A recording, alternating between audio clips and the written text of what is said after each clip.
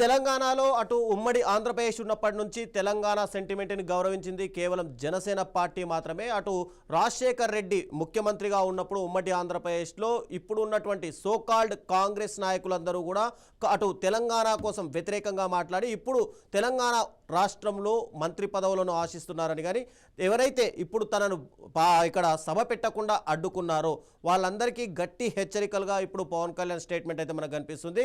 ముఖ్యంగా ఆయన ప్రెస్ మీట్లో మాట్లాడుతూ ఐ లవ్ పాకిస్తాన్ అన్న వాళ్ళని అటు కాంగ్రెస్ నాయకులు ప్రేమిస్తారు, కానీ ఇక్కడ పక్కన ఉన్నటువంటి ఆంధ్ర నాయకుల్ని అక్కడ ఉన్నటువంటి కాంట్రాక్టర్లు ఇక్కడ చేసుకున్నప్పుడు, ఇక్కడ నుంచి ఉన్నటువంటి కాంట్రాక్టర్లు అక్కడ పని చేసుకున్నప్పుడు అక్కడ విద్వేషాలు రావు, కానీ అక్కడి నుంచి ఒక పార్టీ వచ్చి ఇక్కడ ఏదైనా సభ పెట్టుకుంటే మాత్రం ఖచ్చితంగా ఎందుకు విద్వేషాలు సృష్టిస్తున్నారు అని చెప్పి పవన్ కళ్యాణ్ మాట్లాడారు. ఇక గద్దర్తో తనకు ఉన్నటువంటి సాన్నిహిత్యాన్ని కూడా అటు పవన్ కళ్యాణ్ ప్రస్తావిస్తూ గద్దర్కి బుల్లెట్లు దిగిన సమయంలో కూడా ఇటు పవన్ కళ్యాణ్ తాను అండగా ఉన్నానని చెప్పి ఇమ్మీడియట్గా గద్దర్కి ఒక కారు కూడా కొనిచ్చారని చెప్పి పవన్ కళ్యాణ్ చెప్పాడు.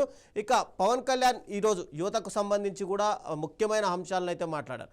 అటు తెలంగాణలో యువకులకు ఉద్యోగాలు దొరకాలంటే ముందుగా ఆంధ్ర వలసలు ఇక్కడ ఆగిపోవాలి, అందుకే తెలంగాణలో ఉద్యోగాలు తెలంగాణ వ్యక్తులకే దొరికే విధంగా ఆంధ్రాలో ఉద్యోగాలు సృష్టించడానికి ఇక్కడ ఆంధ్రప్రదేశ్ ప్రభుత్వం కట్టుబడి ఉంది అని చెప్పి మరోసారి చెప్పారు. ఇక జిహెచ్ఎంసీ ఎన్నికలకు సంబంధించి ముఖ్యంగా పవన్ కళ్యాణ్ ఈరోజు ప్రెస్ మీట్లో దాని గురించి ప్రస్తావిస్తారు అని చెప్పి ప్రతి ఒక్కరు భావించారు. అలాగే పవన్ కళ్యాణ్ అదే విషయాన్ని ప్రస్తావిస్తూ జిహెచ్ఎంసీ ఎన్నికలకు తాము వెళ్తాము అని చెప్పి అయితే మాట్లాడారు. ఇక ఇదే అంశాలకు సంబంధించి అసలు పవన్ కళ్యాణ్ పూర్తి స్పీచ్కి సంబంధించి ఆయన మాట్లాడిన అంశాలకు సంబంధించి మా బ్యూరో చీఫ్ రాజ్ కుమార్ ఆయన ఉన్నారు. రాజ్ కుమార్, చెప్పండి, అసలు పవన్ కళ్యాణ్ ఈరోజు ప్రెస్ మీట్లో కరాఖండిగా చెప్పినట్టుగా అనిపిస్తుంది. అదేంటంటే జిహెచ్ఎంసీ ఎన్నికలకు ఒకవేళ బీజేపీ కలిసి వస్తే బీజేపీతో కలిసి పనిచేస్తాం, ఒకవేళ బీజేపీ కనుక కలిసి రాకపోతే ఉమ్మడిగా అంటే తాము ఒంటరిగా పోటీ చేసే అవకాశాలు కూడా ఉన్నాయని చెప్పి ఆయన చెప్పారు. అంటే రాబోయే రోజుల్లో జనసేన తెలంగాణలో సింగిల్గా పోటీ చేసే అవకాశాలు కనిపిస్తున్నాయి.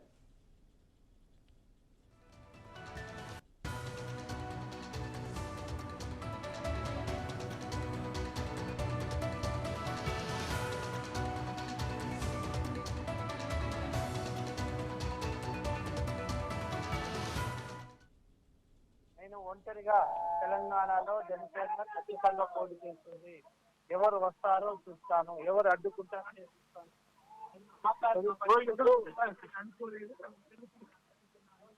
ఖచ్చితంగా తెలంగాణలో జనసేన పార్టీ ఉంటుంది. రాబోయే జిహెచ్ఎంసీ ఎలక్షన్ లో ఖచ్చితంగా బీజేపీ ఆల్రెడీ చెప్పేశారు,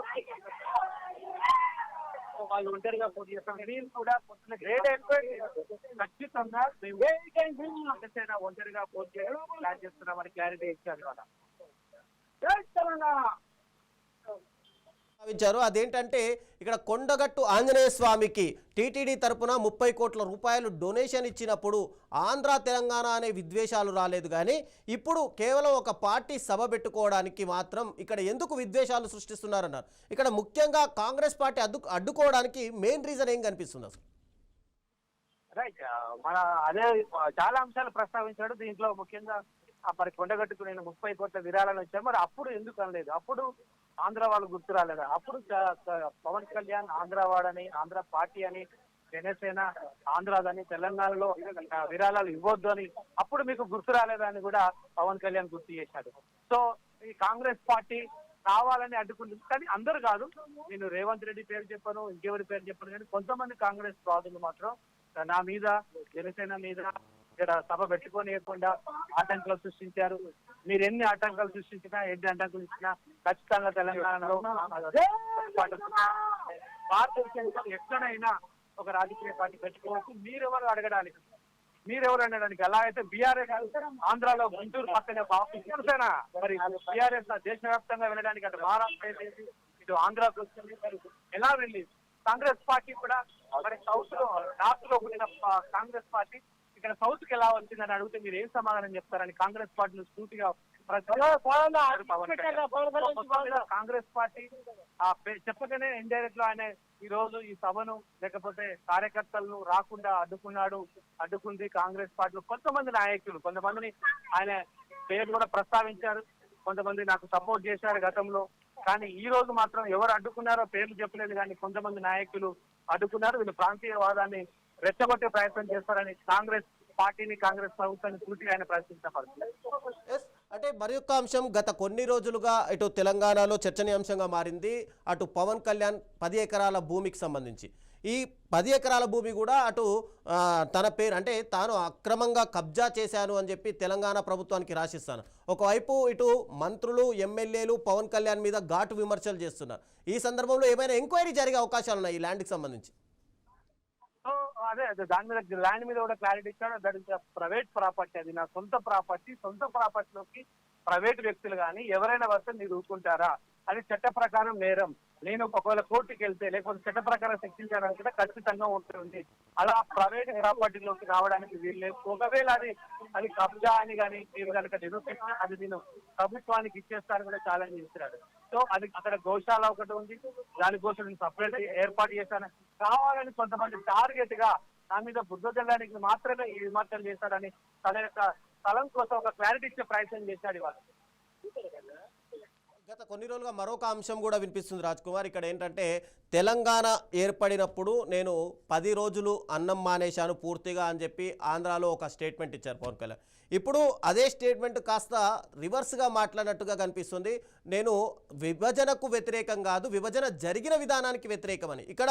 అక్కడ ప్రజలు కానీ అటు ఉన్న జర్నలిస్టులు కానీ ఎలా స్పందిస్తున్నారు దీని మీద? Right right. సో దీని మీద కూడా ఒక క్లారిటీ ఇచ్చాడు. నేనేదో ఇలా అన్నాను, అలా కాదు, నా వ్యాఖ్యలు తప్పుగా అర్థం చేస్తున్నారు. నేను విభజన తెలంగాణ రావడాన్ని నాకు అడ్డుకోలేదు, కానీ తెలంగాణ విభజించిన తీరును నేను విమర్శించాను. దాని మీద విమర్శించాను కానీ తెలంగాణ రావడం నాకు ఇష్టమే. తెలంగాణ కోసం కూడా నేను ఇక్కడ ఉన్న నాయకులతో చాలా మంది కోఆర్డినేట్ చేశాను. రావడంలో నేను వ్యతిరేకించలేదు. రేవంత్ రెడ్డి ప్రస్తావన వచ్చింది ఆల్ పార్టీ మీటింగ్ అప్పుడు. రేవంత్ రెడ్డి టీడీపీలో ఉన్నప్పుడు ఆయనకు అవకాశం రాలేదు. ఆల్ పార్టీ మీటింగ్ నేను వెళ్ళాను అని చాలా మంది తెలంగాణ వ్యక్తులు, జగ్గారెడ్డి, హనుమంతరావు లాంటి వ్యక్తుల యొక్క పేర్లు కూడా తీసుకున్న పరిస్థితి. సో ఇక్కడున్న జనసేన నాయకులు కూడా చాలా దాని గురించి హ్యాపీగా ఫీల్ అవుతున్నారు. తెలంగాణను నేను అన్నది అంటే మోడీ కూడా ఒకసారి అన్నాడు. సో అదే దాన్ని అర్థమయ్యేలా ఈయన కూడా మాట్లాడిన సందర్భం, కానీ నేను మాట్లాడిన సందర్భం వేరు. మీరు ఏదో సందర్భంలో నేను మాట్లాడితే ఆ సందర్భాన్ని తీసుకొచ్చి నేను తెలంగాణ ప్రజలను లేదా తెలంగాణ ప్రాంతాన్ని వ్యతిరేకించినట్టుగా నా మీద కొంతమంది బురద చల్లే ప్రయత్నం చేస్తున్నారు. తెలంగాణలో జనసేన పార్టీ డెవలప్మెంట్ కావడము లేదా ఇక్కడ ఉనికి చాటుకోవడము కొంతమందికి భయపడుతున్నారు. కాబట్టి నా మీద అనవసరమైన అవాకులు పేలుతున్నారు. నేను తెలంగాణ ప్రాంత ప్రజలన్నా ఇక్కడ ఉన్న వ్యక్తులన్నా నాయకులన్నా నా గౌరవం కావాలని నా వ్యాఖ్యలు వక్రీకరించారు. ఆ రోజు నేను మాట్లాడే సందర్భము వేరు. తెలంగాణ విభజనను, తెలంగాణ రావడాన్ని నేను అడ్డుకోలేదు, విమర్శించలేదు, కానీ ఆ ఏదైతే పద్ధతి ఉందో ఆ పద్ధతిని నేను వ్యతిరేకించాను అని ఒక క్లారిటీ ఇచ్చే ప్రయత్నం చేశాడు. ఎస్, ఇక తనది రైట్ వింగ్ కాదు, అటు లెఫ్ట్ వింగ్ కాదు, పూర్తిగా హ్యూమన్ వింగ్ అంటూ ఒక సంచలన వ్యాఖ్యలు కూడా చేశారు. కానీ గతంలో పవన్ కళ్యాణ్ మాట్లాడిన మాటలకు కానీ ఇప్పుడు మాట్లాడిన మాటలకు కానీ కొంచెం వ్యత్యాసం పూర్తిగా కనిపిస్తుంది. ఒకప్పుడు చెగువీర సిద్ధాంతాలని చెప్పి ఒకవైపు మమతా బెనర్జీ సిద్ధాంతాలని, అంబేద్కర్ సిద్ధాంతాలని, ఈరోజు అంటే ఆయన మాట్లాడిందంటూ ఎందుకు ఈ వ్యత్యాసాలు కనిపిస్తున్నాయి? అసలు తెలంగాణలో ఒక స్పీచ్, ఆంధ్రాలో ఒక స్పీచ్ ఇస్తున్నట్టారా? సందర్భాలు, ప్రాంతాలు మారుతున్నాయి, పరిస్థితులు మారుతున్నాయి. అప్పుడేమో మామూలు జనసేన అధ్యక్షుడుగా పార్టీ పెట్టిన అధ్యక్షుడిగా ఉన్నాడు. ఇప్పుడు ఆంధ్రప్రదేశ్ డిప్యూటీ సీఎం గా ఉన్నాడు. ఇది తెలంగాణలో కూడా కొంత పార్టీని డెవలప్ చేయాలి ఆలోచన ఉన్నది. కాబట్టి ఖచ్చితంగా ఆ సందర్భానికి తగ్గట్టుగా మాట్లాడినట్టు కనబడుతుంది. లెఫ్ట్ వింగ్ కాదు, రైట్ వింగ్ కాదు. అంటే దీని ఉద్దేశం ఏంటంటే వాస్తవానికి చాలా మంది విశ్లేషకులు కూడా లేదా సొంతంగా చాలా మంది అంటారు పవన్ కళ్యాణ్ లెఫ్ట్ భావాలు ఉన్నాయి, కమ్యూనిస్ట్ భావాలు ఉన్నాయి, చెగువీర అంటే ఆయనకి ఇష్టము, చాలా సార్లు ప్రస్తావించడం కూడా జరిగింది. సో అలా అనుకున్న పరిస్థితుల్లో ఈ రోజు మనం యొక్క స్పీచ్ చూసాం. మరి కమ్యూనిస్టులు ఎక్కడో వచ్చిన రష్యాలో పుట్టిన కమ్యూనిజాన్ని ఇక్కడ ఎందుకు తీసుకొచ్చారు? సో వాళ్ళని కూడా విమర్శించారు. ఎందుకంటే కొంతమంది లెఫ్ట్ పార్టీ నేతలు కొంతమంది విమర్శించినట్టుగా ఆయనకు సమాచారం రావడంతో వాళ్ళ మీద కూడా అంటే లెఫ్ట్ రైట్ అంటూ అందరినీ విమర్శించడం భాగంగా సో రష్యా వచ్చిన సిద్ధాంతాలను మీరు ఇక్కడ ఇంప్లిమెంటేషన్ చేసినప్పుడు జనసేన పక్కన ఉన్న ఆంధ్రప్రదేశ్ లో జనసేనగా నేను ఉన్నాను, అధ్యక్షుడిగా ఉన్నాను, అయితే తెలంగాణలో పుట్టిన పార్టీ అది మీరు ఎలా అడ్డుకుంటారు అని కూడా విమర్శించడం జరిగింది. ఇంకో అంశాన్ని తెరపైకి తీసుకొస్తూ ఇక్కడ ఆంధ్రాకు సంబంధించినటువంటి కాంట్రాక్టర్లు తెలంగాణలో బాగానే ఉన్నారు, తెలంగాణకు సంబంధించినటువంటి కాంట్రాక్టర్లు ఆంధ్రాలో బాగానే ఉన్నారు అని చెప్పారు. ఇక్కడ ఇంతకుముందు అంటే మీటింగ్కి ముందు మనం చూసుకుంటే, ప్రెస్ మీట్కి ముందు చూస్తే ఆయన ఒక ట్వీట్ పెట్టారు. ఆ ట్వీట్లో కొద్దిగా హట్ అయినట్టుగా అనిపించింది. ఇప్పుడు కాంట్రాక్టర్ల అంశం ఒకటి తెరపైకి తీసుకొచ్చారు. అంటే రాబోయే రోజుల్లో తెలంగాణ కాంట్రాక్టర్లు ముఖ్యంగా చూసుకుంటే కనుక అటు కాంగ్రెస్ పార్టీకి సంబంధించినటువంటి కొంతమంది మినిస్టర్లు అక్కడ కాంట్రాక్టర్లు ఉన్నాయి, వాళ్ళకి ఏమైనా ఇబ్బందులు ఎదుర్కొనే అవకాశాలు కనిపిస్తున్నాయి. సో మనం పొద్దున ఉదయం మాట్లాడుకున్నాం, పవన్ కళ్యాణ్ మామూలు వ్యక్తి కాదు. ఒకవైపు హైదరాబాద్ సపోర్ట్, మరొక వైపు కేంద్రంలో మోడీ అమిత్ షా సపోర్ట్ కూడా ఉంది. సో ఇలా వ్యాఖ్యలు చూస్తే ఖచ్చితంగా ఇక్కడ జరిగిన ఇష్యూ అంతా కూడా కేంద్రానికి వెళ్ళే కేంద్రం ఎన్డీఏలో చాలా కీలకంగా ఉన్నారు. రాబోయే రోజుల్లో పవన్ కళ్యాణ్ బేస్ చేసుకొని సౌత్ ఇండియానే కాదు, అంటే ఏపీ తెలంగాణ మాత్రమే కాదు, సౌత్ ఇండియాలో కూడా కొంత ముందుకెళ్ళాలి అనే ఆలోచనలో నరేంద్ర మోడీ మనకు తెలుస్తా ఉంది, బీజేపీ. సో ఆ నేపథ్యంలో వాళ్ళ కాంట్రాక్ట్ల ప్రస్తావన వచ్చింది. ఇక్కడ తెలంగాణలో, హైదరాబాద్ లో, తెలంగాణలో ఎక్కువ మంది కాంట్రాక్టర్లు, పారిశ్రామికవేత్తలు, ఇక్కడ ఉన్న పత్రికా రంగాలు చెప్పారు, మీడియా కావచ్చు, పత్రిక కావచ్చు, హాస్పిటల్ ఏవైతే బిజినెస్ ఉన్నాయో, కాంట్రాక్ట్ ఉన్నాయో, వాళ్ళందరూ ఆంధ్ర వాళ్ళు ఇక్కడ ఉన్నారు. ఇక్కడ నుంచి కొంతమంది తెలంగాణ వాళ్ళు కూడా ఆంధ్రాలో ఉన్నారు. సో మీరు వాళ్ళని వద్దంటారా? ఎలా వద్దంటారు? ఇది భారతదేశంలో ఎవరికైనా ఎక్కడైనా పోయి పని చేసుకునే హక్కు ఉంది. మీరు దీన్ని ఎలా విమర్శిస్తారంటే ఫిలిం ఇండస్ట్రీని కూడా కొంచెం టచ్ చేశారు పవన్ కళ్యాణ్. ఆ రోజు మర్రి చెన్నారెడ్డి ఇక్కడికి చెన్నై నుంచి ఇక్కడికి ఫిలిం ఇండస్ట్రీ తీసుకొచ్చారు. ఎలా అంటే కొంత సంథింగ్ ఇస్ ఏదో ఆయన వ్యాఖ్యల వెనుక ఏదో ఉన్నట్టుగా మనకు కనబడతా ఉంది. వైపు నేను విద్వేషాలు రెచ్చగొట్టను, గొడవలకు నేను దూరం అని చెప్తూనే పవన్ కళ్యాణ్ మరోవైపు ఇక్కడ కాంగ్రెస్ పార్టీని ఎక్కువగా టార్గెట్ చేసినట్టు కనిపిస్తుంది. ఇందిరాగాంధీ పోటీ విషయంలో కావచ్చు, ప్రియాంక గాంధీ కేరళంలో పోటీ విషయంలో కావచ్చు, రాహుల్ గాంధీకి సంబంధించిన పోటీ విషయంలో, అంటే ముఖ్యంగా ఇక్కడ కాంగ్రెస్ పార్టీని టార్గెట్ చేసినట్టు ఏమని అనిపిస్తుందా? రైట్, వాళ్ళను ప్రస్తావన కూడా తీసుకొచ్చారు. రాహుల్ గాంధీ, ప్రియాంక గాంధీ, సోనియా గాంధీ ప్రస్తావన, సో కాంగ్రెస్ పెద్దల యొక్క ప్రస్తావన తీసుకొచ్చారు. మీరేం సమాధానం చెప్తారు? కాంగ్రెస్ పార్టీ ఇక్కడ అధికారంలో ఉంది, తెలంగాణలో మా సభను అడ్డుకుంది, మా కార్యకర్తలను అడ్డుకున్నారు. మరి మీరు ఇక్కడ తెలంగాణలో ఎలా చేస్తారు? కర్ణాటకలో ఉంది కదా తెలంగాణ కాంగ్రెస్ పార్టీ, వివిధ రాష్ట్రాల్లో ఉంది కదా. మరి జనసేన ఆంధ్రప్రదేశ్ లో ఒకవేళ పరిమితం ఎలా కావాలి? మేము తెలంగాణ కోసం తప్పేంటి అని కూడా.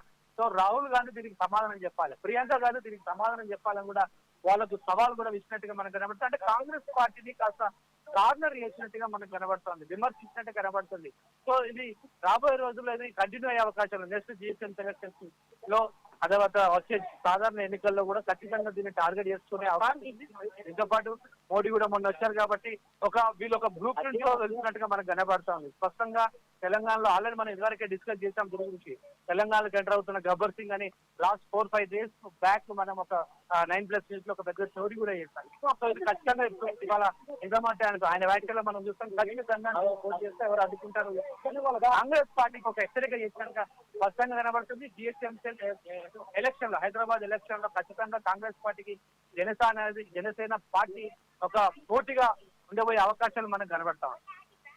పవన్ కళ్యాణ్ ఒక విషయాన్ని స్పష్టం చేస్తూ, మీరు రమ్మంటే ఎక్కడికైనా వస్తాను, ఇక్కడ సమస్యల మీద పోరాడడానికి ఖచ్చితంగా నేను ముందుంటాను అని చెప్పారు. అంటే త్వరలోనే జనసేన పార్టీ నుంచి ఏమైనా రోడ్ మ్యాప్ వచ్చే అవకాశాలు కనిపిస్తున్నాయా? ఖచ్చితంగా ఇవాళ కార్యకర్తలు మనం